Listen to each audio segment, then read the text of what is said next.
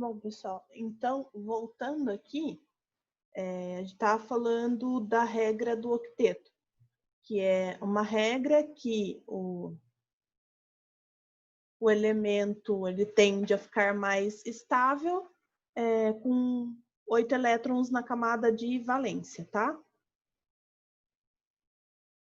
Então, portanto, há uma relação entre o comportamento químico de um elemento químico e a sua valência e também a sua configuração eletrônica e a sua posição na tabela periódica.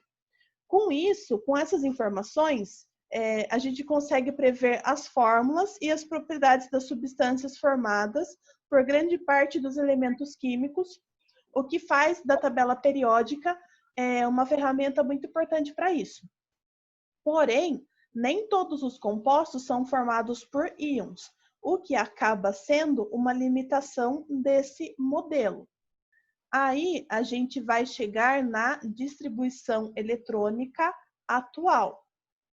Aqui a gente tem umas atividades que depois eu vou passar para vocês.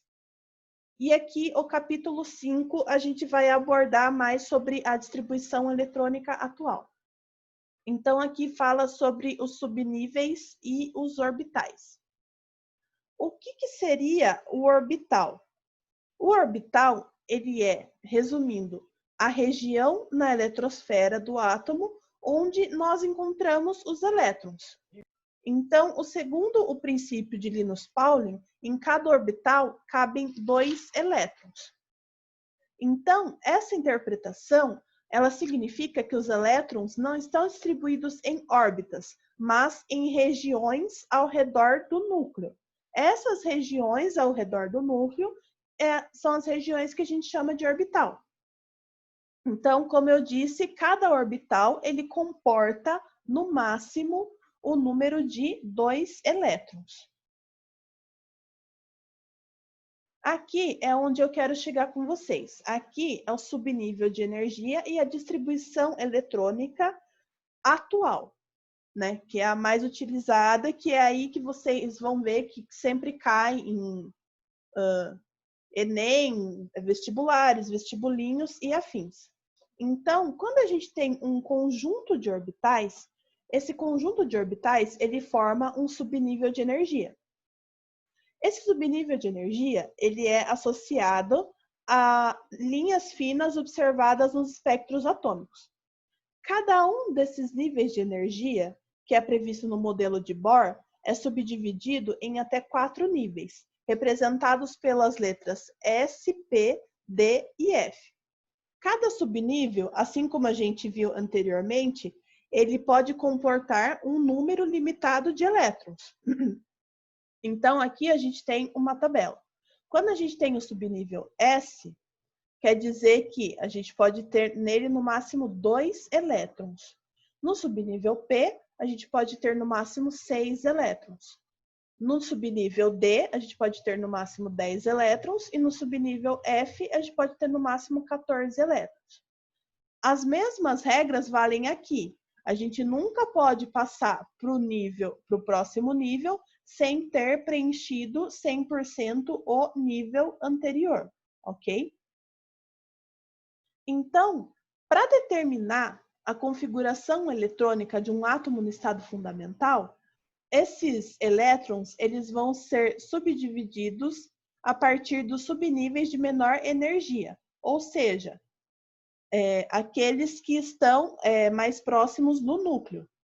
Então, aqui a gente tem o diagrama das diagonais ou o diagrama de Pauling, que é em referência a Linus Carl Pauling, que foi um dos primeiros a aplicar a química nos conceitos da mecânica quântica. Então, essa é a nossa distribuição eletrônica atual. Como ela funciona? Aqui eu tenho os subníveis, certo? S, P, D e F. Aqui, o número máximo de elétrons que eu posso comportar nesses subníveis, tá?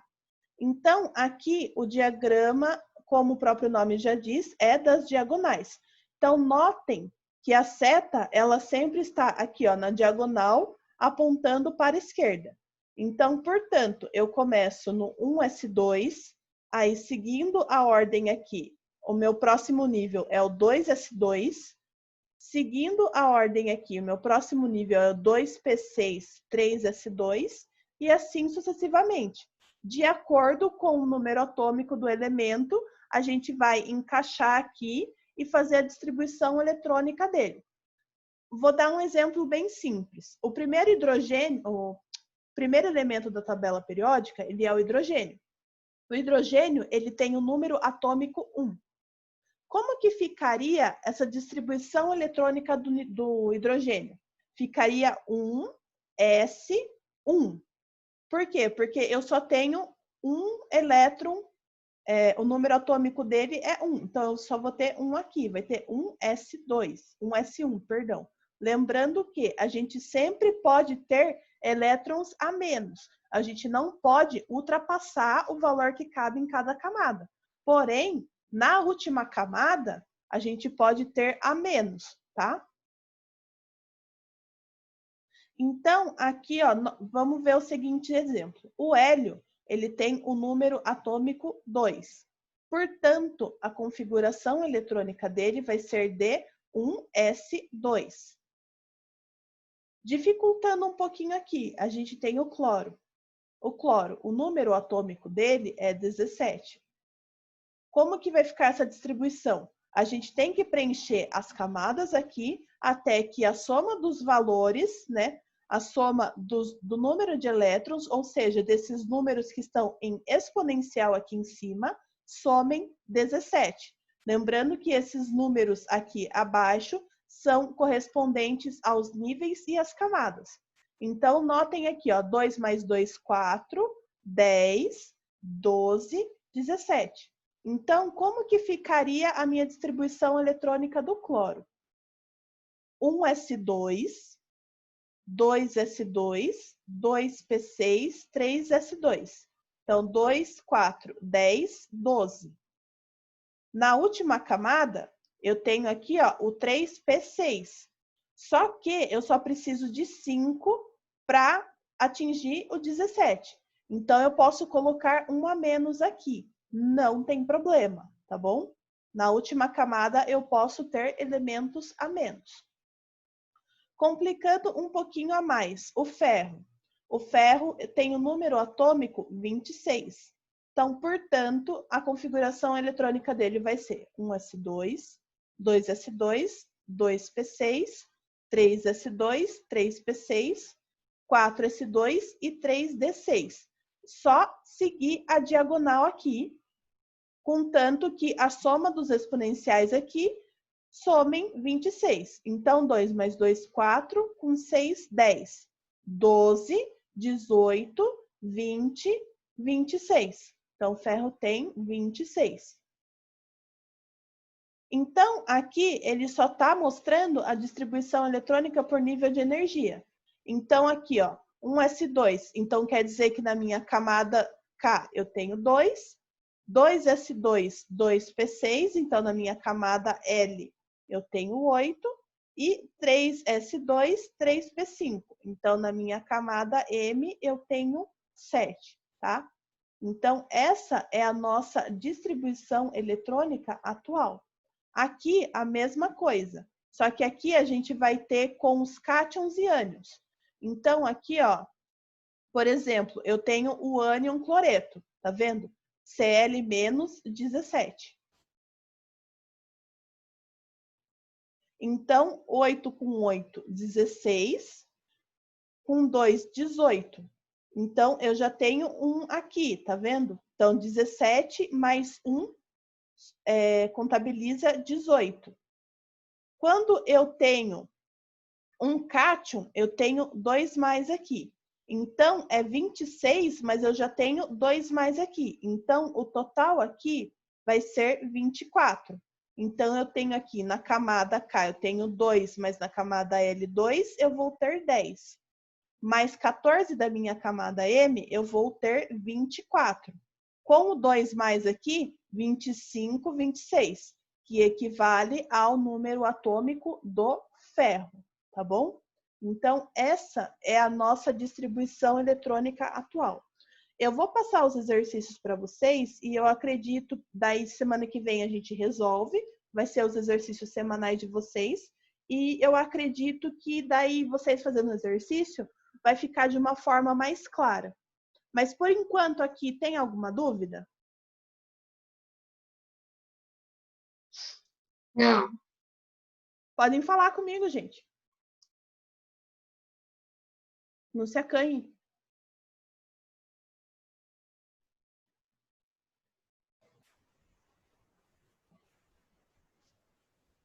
Pessoal, tudo bem até aqui mesmo?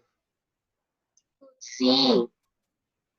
Então, eu acredito que eu passando os exercícios para vocês e vocês fazendo em casa, a gente discute eles na próxima aula e eu acredito que esse conteúdo ele vai ficar mais claro. Beleza? Então, por hoje eu vou encerrar a aula de vocês aqui. Segunda-feira a gente vai ter a nossa aula de física com a correção da prova também e o conteúdo das nossas atividades, beleza? Beleza. Então, eu vejo vocês na próxima segunda. Bom feriado, aproveitem para descansar.